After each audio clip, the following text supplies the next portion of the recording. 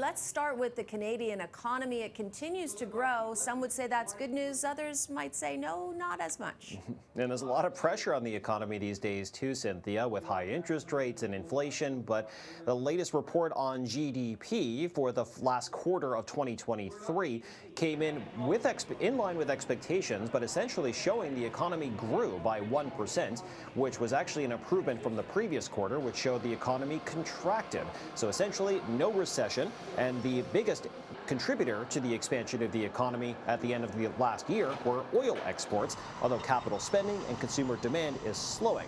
Now, Cynthia, I spoke with an economist earlier today. They say the Bank of Canada likely is making no changes at next week's meeting, and now April is probably less likely, as they do want the economy to slow down, if anything. But June is still a pretty likely scenario for that first rate cut.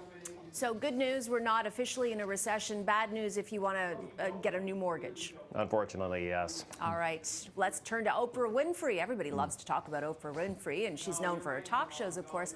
But she's also, Ari, stepping away from another prominent gig that she's held for many years. It's definitely a more controversial story about Oprah Winfrey, which doesn't really happen that often. But yes, Oprah Winfrey is resigning from the board of directors at Weight Watchers, where she's been for many years, and she's also the primary shareholder in the company.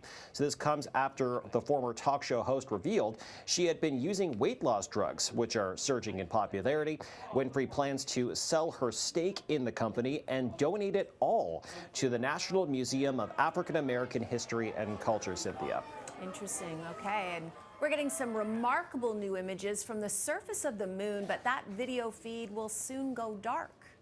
So, Cynthia, it looks like the lunar lander that touched down last week, it actually lasted longer than technicians and engineers originally thought. That's after it did touch down. It's shortly after tipped over. Its solar panels pointed away from the sun, so they did put a kind of a countdown clock on the amount of energy that it had left. Now, the good news is Intuitive Machines says they may be able to revive the equipment in a few weeks' time, and the company says it is in talks to develop a second lunar mission.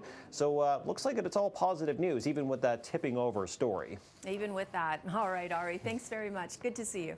You as well, Cynthia.